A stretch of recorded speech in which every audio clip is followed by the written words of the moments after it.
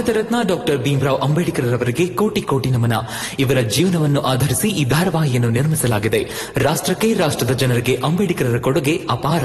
ಹಲವಾರು ಅಧಿಕೃತ ಪುಸ್ತಕಗಳನ್ನು ಆಧರಿಸಿ ಈ ಕಥೆಯನ್ನು ತಮ್ಮ ಮುಂದೆ ಇಡಲಾಗಿದೆ. ಈ ಧಾರಾವಾಹಿಯನ್ನು ವಾಹಿನಿಯು ನಿಷ್ಠೆಯಿಂದ ನಿರ್ಮಿಸಿದ್ದು, ಬಾಬಾ ಸಾಹೇಬರ ಜೀವನ ಮತ್ತು ಸವಿಸಿದ ಹಾದಿ ಪ್ರತಿಯೊಬ್ಬರಿಗೂ ಸ್ಫೂರ್ತಿ ನೀಡುತ್ತದೆ ಎಂಬುದನ್ನು ವಾಹಿನಿಯು ಬಲವಾಗಿ ನಂಬಿದೆ. ಯಾಕೋ ಅತಿ ಆಯ್ತು. ಕಾನ್ಸ್ಟೇಬಲ್, ಬನ್ಸಿ ಇವನನ್ನ. ನಿಂತ್ಕೊಳ್ಳಿ.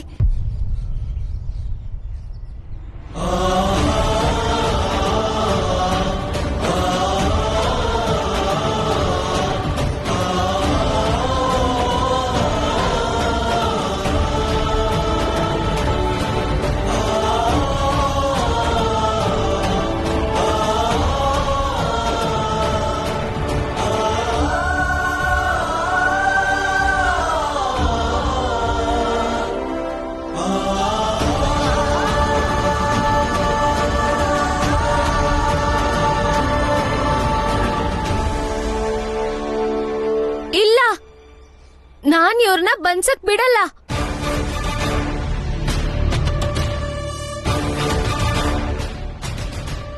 ರಮಾಬಾಯಿ, ನೀನ್ ಮಧ್ಯೆ ಬರ್ಬೇಡ. ಯಾಕೆ ಬರ್ಬಾರ್ದು? ನಿಮ್ ಹೆಂಡತಿ ನಾನು. ನೀವ್ ಜೈಲಿಗೆ ಹೋದ್ರೆ ನಾನು ಜೈಲಿಗೆ ಹೋಗ್ತೀನಿ ಅಷ್ಟೇ.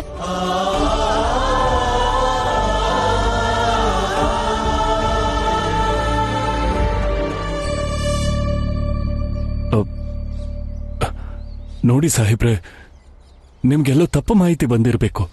ಇಲ್ಲಿ ಪ್ರತಿಯೊಬ್ಬರಿಗೂ ಎಲ್ಲರೂ ಪರಿಚಯ ಇದ್ದಾರೆ. ಇಲ್ಲಿ ಯಾರೂ ಕಳ್ಳರಿಲ್ಲ. ನನ್ನ ನಂಬಿ. ಕಳ್ಳ ಸಿಗ್ಲಿ, ಆಮೇಲೆ ಹೇಳ್ತೀನಿ. ಕಾನ್ಸ್ಟೇಬಲ್, ಗಂಡ ಹೆಂಡತಿ ಇಬ್ಬರನ್ನು ಬಂದ್ಸಿ ಠಾಣೆ ಕರ್ಕೊಂಬನ್ನಿ, ಆಮೇಲೆ ನೋಡ್ಕೊಂತೀನಿ. ಏನ್ ನೋಡ್ತೀರಾ? ಯಾರನ್ ಬೇಕಾದ್ರೂ ಹೆಂಗಾದ್ರೂ ಕರ್ಕೊಂಡ್ ಹೋಗ್ಬೋದು ಅನ್ಕೊಂಡಿದ್ದೀರಾ? ಇವ್ರಿಬ್ರನ್ ಬನ್ಸೋ ಹಾಗಿದ್ರೆ ನಮ್ಮನ್ನು ಬನ್ಸಿ ಕರ್ಕೊಂಡ್ ಹೋಗಿ. ಬನ್ಸಿ ಬನ್ನಿ ಪೇದೆಗಳೇ. ನನ್ನನ್ನು ಕರ್ಕೊಂಡ್ ಹೋಗಿ. ಹಾಗಿದ್ರೆ ನಾನು ಬರ್ತೀನಿ.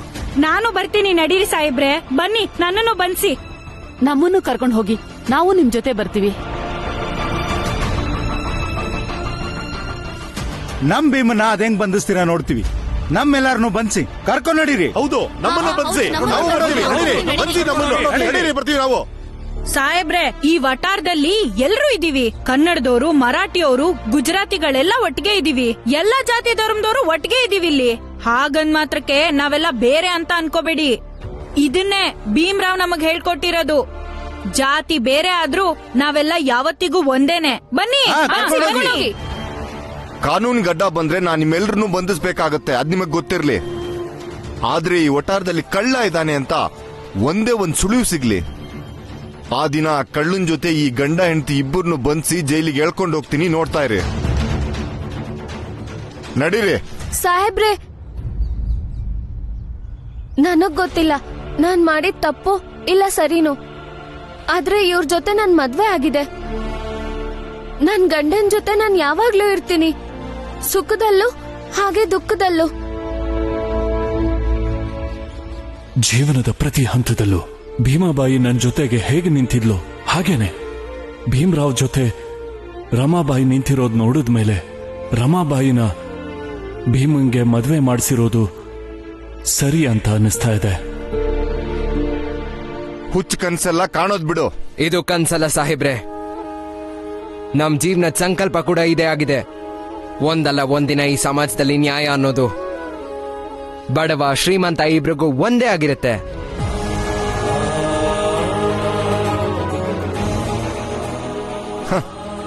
ನಡೀರಿ.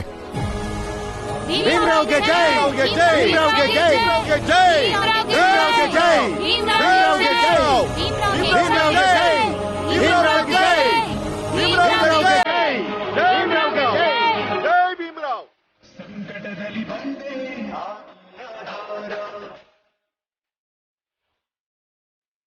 ನಿನ್ನಿಂದ ಅಸಮಾನತೆ ಈಗ ದೂರ. ಸಂಕಟದಲ್ಲಿ ಬಂದ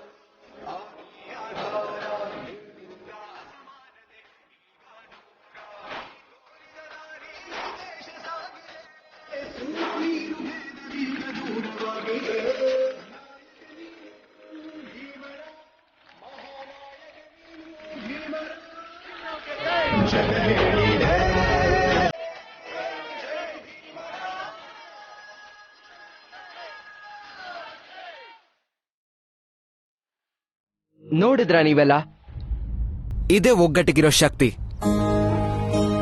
ಇವತ್ತು ನಾನೊಬ್ನೇ ಇದ್ದಿದ್ರೆ ಆ ಅಧಿಕಾರಿ ನನಗೇನ್ ಬೇಕಾದ್ರೂ ಮಾಡ್ತಿದ್ರು. ಒಂದ್ ವೇಳೆ ನಿಮ್ಮಲ್ಲೂ ಯಾರಾದ್ರೂ ಒಬ್ರೇ ಇದ್ದಿದ್ರೆ ನಿಮ್ಗೂ ಏನ್ ಬೇಕಾದ್ರೂ ಮಾಡ್ತಿದ್ರು. ಯಾಕಂದ್ರೆ ನಮ್ ಜಾತಿ ನೋಡಿ ಮೊಳ ಹಾಕೋ ಬುದ್ಧಿ ಇನ್ನೂ ಹೋಗೇ ಇಲ್ವಲ್ಲ ಅವರಿಗೆ. ಆದ್ರೆ ಇವತ್ತು ನಾವೆಲ್ಲ ಒಟ್ಟಾಗಿ ನಿಂತ್ವಿ. ಅದಕ್ಕೆ ಅಧಿಕಾರಿಗಳ ದರ್ಪ ನಡಿಲಿಲ್ಲ ಇಲ್ಲಿ. ಈ ಒಗ್ಗಟ್ಟೆ ನಮ್ಮ ವರ್ಗದವರ ಶಕ್ತಿಯಾಗಿದೆ, ಅದು ಉಳಿಬೇಕು. ನಿಮ್ಮೆಲ್ಲರಿಂದ ತುಂಬಾ ಉಪಕಾರ ಆಯ್ತು. ರಮಾಬಾಯಿ, ನಿನ್ನಿಂದನೂ ಉಪಕಾರ ಆಯ್ತು. ಇವತ್ ನೀನ್ ಮಾಡಿದ ಕೆಲ್ಸ ಅಂತೆಂತ ಕೆಲ್ಸ ಅಲ್ಲ. ಇವತ್ ನೀನ್ ಹೇಗ್ ನಿನ್ ಗಂಡನ್ ಪರವಾಗಿ ನಿಂತೀಯೋ ಹಾಗೆ ಜೀವನ ಪೂರ್ತಿ ನೀನ್ ಯಾವಾಗ್ಲೂ ಸತ್ಯದ ಪರವಾಗಿ ನಿಲ್ಬೇಕು. ಅದಂತೂ ಸತ್ಯ ರಾಮ್ಜಿ. ಮುತ್ನಂತ ಸೊಸೆ ತಂದಿದ್ಯಾ? ಅಯ್ಯೋ ಅಣ್ಣ, ಮುತ್ತಂತ ಸೊಸೆನೇ ಈಕೆ. ವಧುದಕ್ಷಿಣೆ ಕೊಟ್ಟು ಕರ್ಕೊಂಡು ಬಂದಿರೋ ಸೊಸೆ ಇವಳು. ಯಾರು ಮಾಡ್ತಾರೆ ಹೇಳಿಗೆ? ವರದಕ್ಷಿಣೆ ಬದಲು ವಧುದಕ್ಷಿಣೆ ಕೊಟ್ಟಿರೋದು. ಮನಸ್ಸಿಂದೇನ್ ಕೊಟ್ಟು ಕರ್ಕೊಂಡ್ ಬಂದಿಲ್ಲ, ಅನಿವಾರ್ಯವಾಗಿ ಕೊಡೋ ತರ ಆಗಿದ್ದು. ಏನ್ ರಾಮ್ಜಿ?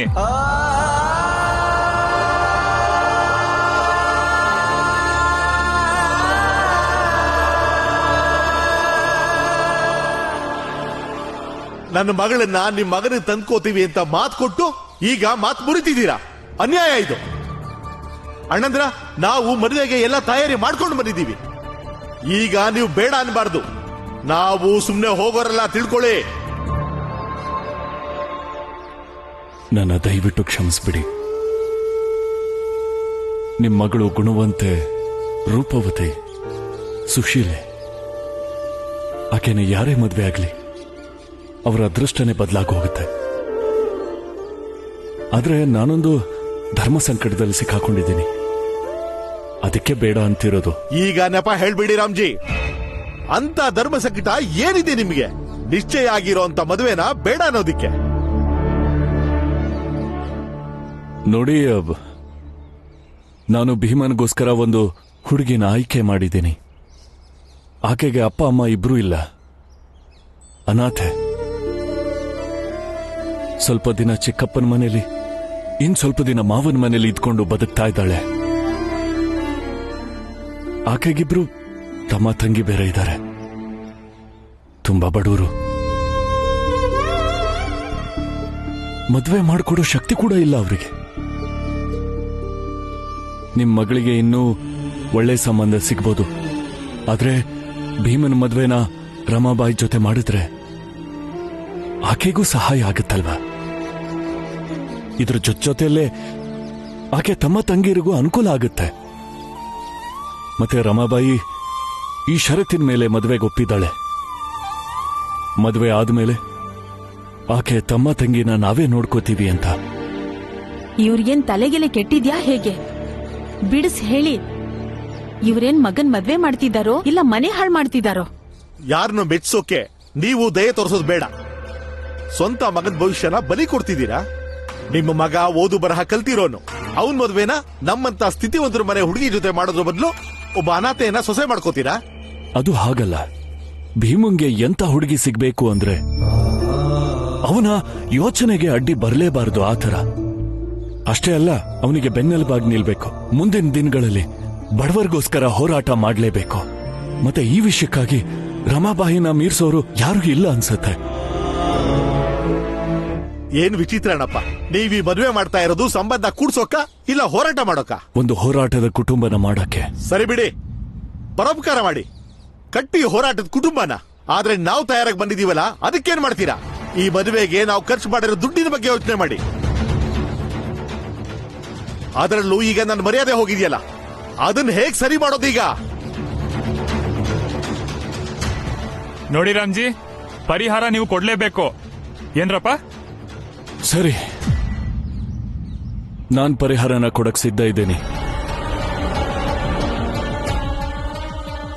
ನೋಡಿದ್ರಾ, ಮಗನ್ ಮದ್ವೆ ಮಾತ್ರ ಮುರಿತಿಲ್ಲ, ಇಡೀ ಮನೆನೇ ಬರ್ಬಾದ್ ಮಾಡ್ತಿದ್ದಾರೆ ಸುಬೇದಾರ್ ಸಾಹೇಬ್ರು.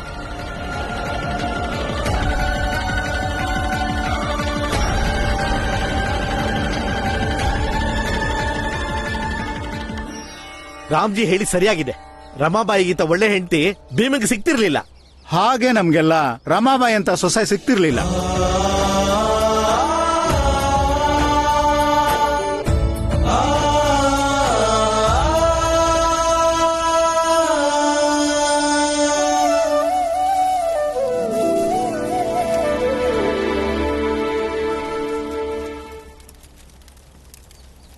ಹೊರಗಡೆ ನಿನ್ನ ಗಮನಿಸ್ತಾ ಇದ್ದೆ. ಅಲ್ಲಿರೋ ಪ್ರತಿ ಒಬ್ರು ಭೀಮನ್ ಜೊತೆ ಠಾಣೆಗೆ ಹೋಗಕ್ ತಯಾರಿದ್ರು. ಆದ್ರೆ ನೀನು ಇಷ್ಟು ವರ್ಷ ಆಗಿದೆ ಚೀಚಾಬಾಯಿ. ನೋವಿನ ಮಾತು ಏನ್ ಗೊತ್ತಾ? ಭೀಮನ ಬಗ್ಗೆ ನೀನು ಕಿಂಚಿತ್ತೂ ಬದಲಾಗಿಲ್ಲ.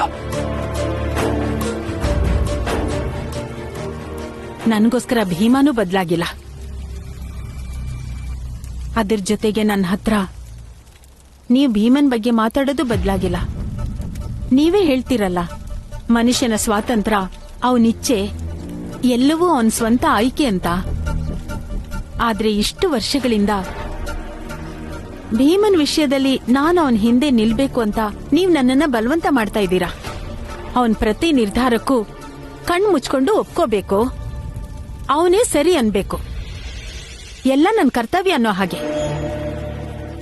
ಆದ್ರೆ ಇಲ್ಲ, ಇಷ್ಟು ವರ್ಷನೂ ನಾನ್ ನಿಮ್ಮ ಮಾತು ಕೇಳಲಿಲ್ಲ, ಮುಂದೇನೂ ಕೇಳಲ್ಲ. ನೀವೇನ್ ಅನ್ಕೊಂಡ್ರು ಸರಿನೇ. ಅರ್ಥ ಆಗಿಲ್ಲ ಜೀಜಾಬಾಯಿ. ಜನರು ಭೀಮನ ಬಾಯಿ ತುಂಬಾ ಹೊಗಳದಾಗ್ಲು, ಅವನಿಗೆ ಜೈಕಾರ ಹಾಕದಾಗ್ಲು ನಿನ್ನ ಕಲ ಮನ್ಸು ಯಾಕೆ ಕರಗಲ್ಲ ಅಂತ.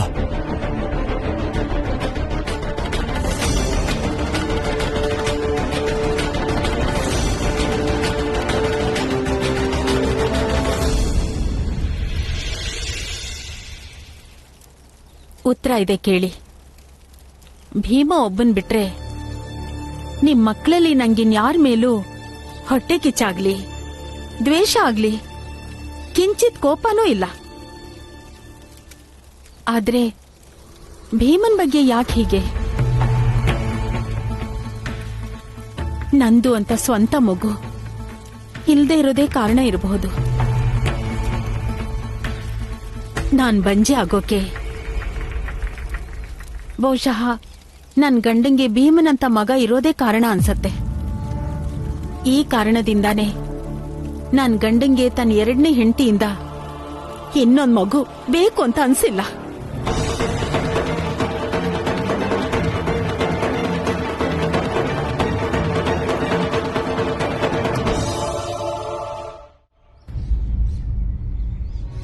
ಏನಾಯ್ತು ರಾಮ? ನೋಡಿ, ಅಲ್ಲಿ ತುಂಬಾ ಜನ ಇದ್ರು, ಅದಕ್ಕೆ ಅಲ್ಲೇನೂ ಮಾತಾಡ್ಲಿಲ್ಲ. ಈಗ ಹೇಳ್ತಿದ್ದೀನಿ, ನೀವ್ ನನ್ ಗಂಡ, ನಾನ್ ನಿಮ್ ಜೊತೆ ಯಾವಾಗ್ಲೂ ಇರ್ತೀನಿ. ಆದ್ರೆ ಆ ನ್ಯಾಯಕ್ಕೆಲ್ಲ ನಾನ್ ಬರಲ್ಲ, ನಿಮ್ಗೋಸ್ಕರ ಬರ್ತೀನಿ. ಅದನ್ ಬಿಟ್ರೆ ನಿಮ್ ಪಾಡಿಗ್ ನೀವು, ನನ್ ಪಾಡಿಗ್ ನಾನಿರ್ತೀನಿ. ನೋಡು ರಾಮ, ನ್ಯಾಯದ ಪರವಾಗಿ ನಿಂತ್ಕೊಳ್ಳೋದು ತುಂಬಾನೇ ದೊಡ್ಡ ವಿಷಯ. ಗಂಡನ್ ಜೊತೆ ನಿಂತ್ಕೊಳ್ಳೋದಕ್ಕಿನ್ನ ದೊಡ್ಡದಾ ಅದು? ಹಾ, ಗಂಡನ್ ಜೊತೆ ನಿಲ್ಲೋಕ್ಕಿಂತನೂ ದೊಡ್ಡ ವಿಷಯ ಅದು. ನಾನ್ ನಂಬಲ್ಲ. ರಾಮ,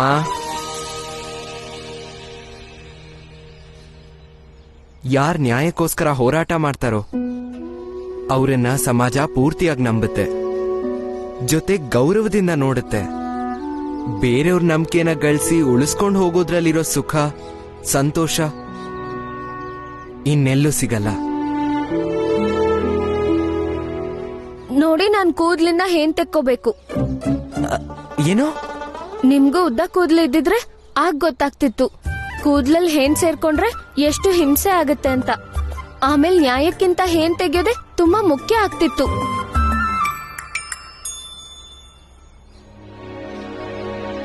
ಬಾಚಣ್ಗೆ ಕೊಡು, ನಾನೇ ನಿನ್ ತಲೆ ಬಾಚ್ತೀನಿ. ನೀವಾ? ಹಾ, ನಾನೇ ಬಾಚ್ತೀನಿ. ಬಾ, ಕೂತ್ಕೋ.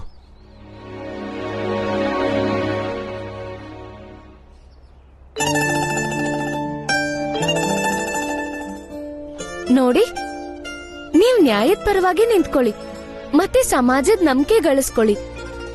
ಎಷ್ಟು ದೊಡ್ಡ ವ್ಯಕ್ತಿ ಬೇಕಾದ್ರೂ ಆಗಿ, ಆದ್ರೆ ಹೆಂಡತಿಗಂತ ಸ್ವಲ್ಪ ಸಮಯ ಕೊಡಿ. ಯಾಕೆ? ಹೇನ್ ತೆಗಿಯಕ್ಕೆ?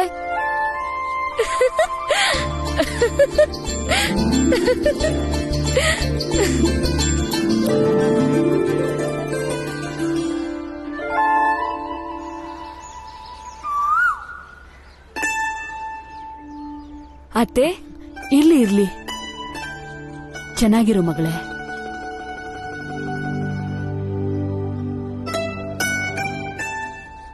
ಮಂಜುಳಾ,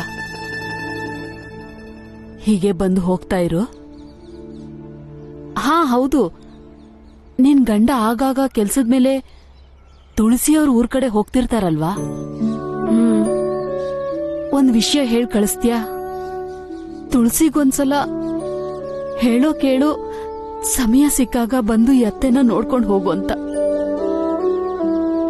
ಖಂಡಿತ, ಅದಕ್ಕೇನಂತೆ. ಮಂಜುಳಾ, ಹೋಗ್ತಾ ಈ ಉಪ್ಪಿನಕಾಯಿ ತಗೊಂಡ್ ಹೋಗು. ಇಷ್ಟೆಲ್ಲ ಶ್ರಮ ಯಾಕೆ ತಗೊಂಡ್ರಿ? ಇದ್ರಲ್ಲಿ ಏನ್ ಶ್ರಮ? ನಮ್ಮನೆ ಮಗಳನ್ನ ನಾವ್ ನೋಡ್ಕೋತಿದೀವಪ್ಪ. ಹೌದಾ? ನನ್ನ ಅತ್ತಿಗೆ ಈಗ ಗರ್ಭಿಣಿ. ಉಪ್ಪಿನಕಾಯಿ ಅವಶ್ಯಕತೆ ಇರೋದು ಅವಳಿಗೆ. ಈಗ ನೋಡ್ಕೋಬೇಕಿರೋದು ಅವಳನ್ನ ಮತ್ತು ಅವಳ ಹೊಟ್ಟೆಲಿರೋ ಮಗುನ. ಏನು ಚೆನ್ನಾಗ್ ನೋಡ್ಕೋತಿದ್ದಾಳೆ. ಆದ್ರೆ ಏನ್ ಮಾಡೋದು, ರಮಾಬಾಯಿಗೆ ಮನೆ ಕೆಲ್ಸ ಗೊತ್ತಿಲ್ದೇ ಇರೋದ್ರಿಂದ ಎಲ್ಲಾ ಕೆಲ್ಸ ಇವಳೇ ಮಾಡೋ ತರ ಆಗಿದೆ. ನಾನು ಮಾಡ್ತಿದ್ದೀನಲ್ಲ. ಮಾಡ್ತಿದ್ಯಲ್ಲ, ಸಾಂಬಾರ್ಗೆ ಉಪ್ಪು ಕಡಿಮೆ ಹಾಕಿ ಖಾರ ಜಾಸ್ತಿ ಹಾಕಿರ್ತೀಯ ಅಷ್ಟೇ. ಏನ್ ಗೊತ್ತಾ ಅಕ್ಕ, ರಮಾಬಾಯಿ ಅಡ್ಗೆ ಮನೆಗೆ ಹೋಗ್ತಾಳೆ ಅಂದ್ರೆ ನಮ್ಗೆಲ್ಲ ನಡ್ಕ ಶುರು ಆಗುತ್ತೆ. ಇನ್ನೇನ್ ಮಾಡ್ತಾಳೋ ಅಂತ. ಆದ್ರೆ ನಾನು ಪ್ರಯತ್ನ ಪಡ್ತಿದ್ದೀನಲ್ಲ. ಮಾವ ಹೇಳ್ತಾರಲ್ಲ, ಪ್ರಯತ್ನ ಪಡೋರೆ ಕೊನೆಗ್ ಗೆಲ್ತಾರೆ ಅಂತ. ನೋಡ್ತಾ ಇರಿ ಮಂಜುಳಾ ಅಕ್ಕ, ಒಂದಿನ ನಿಮ್ಗೂ ಒಳ್ಳೆ ಅಡ್ಗೆ ಮಾಡಿ ಬಡಿಸ್ತೀನಿ. ಇದೇ ಈ ಮನೇಲಿ ನಡೀತಿರೋದು. ನಿನ್ ಗಂಡನೂ ಸಹ ನಿಂತರಾನೆ. ರಾತ್ರಿ ಹಗಲು ಓದ್ತಾನೆ ಇರ್ತಾನೆ. ಒಂದಲ್ಲ ಒಂದಿನ ಕ್ರಾಂತಿ ಮಾಡ್ತೀನಿ ಅಂತಾನೆ. ಈಗ ನೀನ್ ನೋಡಿದ್ರೆ ಒಂದಲ್ಲ ಒಂದಿನ ಒಳ್ಳೆ ಅಡಿಗೆ ಮಾಡ್ತೀನಿ ಅಂತಿದ್ಯಾ. ಆ ಒಂದಿನ ಯಾವಾಗ ಬರುತ್ತೋ ಗೊತ್ತಿಲ್ಲ. ಅಲ್ಲಿವರೆಗೂ ಈ ಮನೇಲಿ ಎಲ್ರು ಬದುಕಿದ್ರೆ ಸಾಕು. ಯಾಕೆ ಹಾಗ್ ಮಾತಾಡ್ತೀರಾ ಅತ್ತೆ? ನಿನ್ ಗಂಡಂಗ್ ಹೇಳಕ್ ಆಗಲ್ವಾ ನಿಂಗೆ? ಈ ಮನೇಲಿ ತರಕಾರಿ ಕೊಂಡ್ಕೊಳ್ಳೋಕೆ ದುಡ್ಡಿಲ್ಲ. ಎಲ್ಲ ದುಡ್ಡು ಅವನು ಓದಿಗೆ ಅಂತಾನೆ ಹೋಗ್ತಿದೆ. ದೊಡ್ಡ ದೊಡ್ಡ ಪುಸ್ತಕ ಕೊಂಡ್ಕೋತಿದ್ದಾನೆ. ಮಂಜುಳಾ,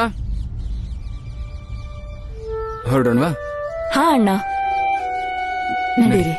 ಅತ್ತೆ, ನೀವ್ ಕೂತ್ಕೊಳ್ಳಿ, ನಾನ್ ಹೋಗ್ ಬರ್ತೀನಿ. ಹುಷಾರು ಮಗಳೇ. ನಡಿ.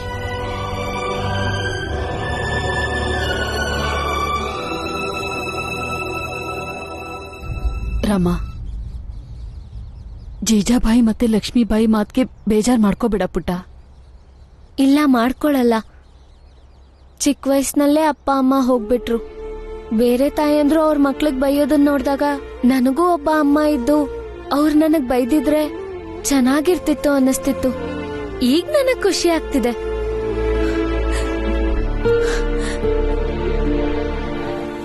ನಿಜ ಪುಟ್ಟ, ಯಾವಾಗ್ಲೂ ಹೀಗೆ ಇರು.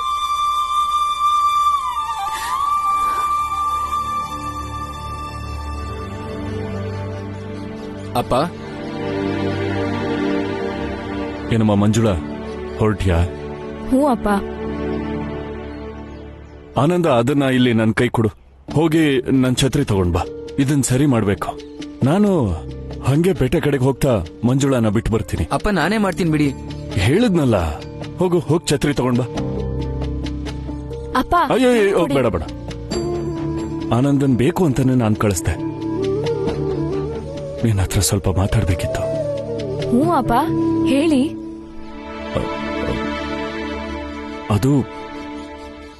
ಅದು ನಂಗೊಂದ್ ಸ್ವಲ್ಪ ಹಣ ಬೇಕಾಗಿತ್ತು. ಪೆನ್ಷನ್ ಬಂದ್ ಕೂಡ್ಲೆ ವಾಪಸ್ ಕೊಡ್ತೀನಿ. ತಂದೆಯಾಗಿ ಮದ್ವೆ ಮಾಡಿ ಕಳ್ಸಿರೋ ಮಗಳ ಹತ್ರನೇ ದುಡ್ಡು ಕೇಳೋದ್ ಸರಿಯಲ್ಲ. ಆದ್ರೆ ಏನ್ ಮಾಡ್ಲಿ ಹೇಳು? ಭೀಮನ್ ಓದಂತೂ ನಿಲ್ಸಕ್ಕಾಗಲ್ವಲ್ಲ. ಈಗ ನಿನ್ ತಮ್ಮನ ಓದಿಗೆ ಸ್ವಲ್ಪ ಸಹಾಯ ಮಾಡಿದ್ರೆ. ಮಂಜುಳಕ್ಕ, ಹೊರಟಿಯಾ ನೀನು? ಹಾ ಭೀಮಾ.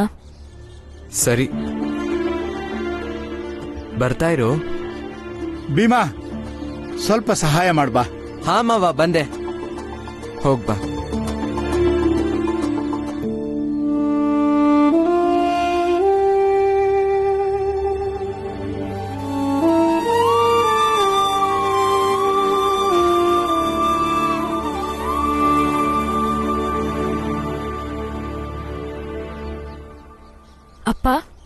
ಹಾ ತಗೊಳ್ಳಿ.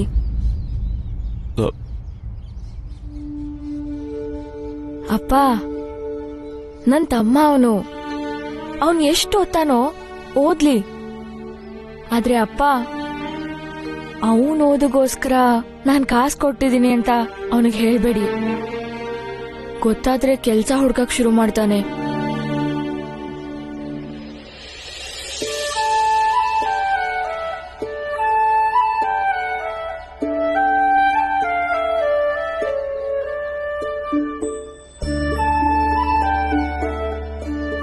ಅವನ್ ಗಮನ ಎಲ್ಲ ಓದಿನ ಮೇಲಿರ್ಲಿ.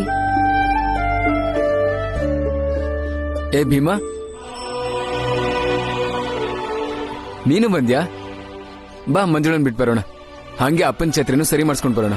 ಹಾ, ಬರ್ತೀನಿ ಮಾವ. ಆ ಛತ್ರಿನ ಕೊಡು, ನಾನೇ ಸರಿ ಮಾಡಿಸ್ಕೊಂಡ್ ಬರ್ತೀನಿ. ಬೇಡಪ್ಪ, ನಾವು ಸರಿ ಮಾಡಿಸ್ಕೊಂಡ್ ಬರ್ತೀವಿ. ಭೀಮಾ, ನಿಮ್ಮ ಅಪ್ಪಂಗೇನು ವಯಸ್ಸಾಗಿಲ್ಲ, ಗೊತ್ತಾಯ್ತಾ? ಕೊಡು, ಛತ್ರಿ ಕೊಡಿಲಿ. ಮಂಜುಳನ ನೀನೇ ಬಿಟ್ಟು ಬಾ, ಹೋಗು ಹೋಗು. ಸರಿ, ನಡಿಯಕ್ಕ. ಅಪ್ಪ, ಹಾ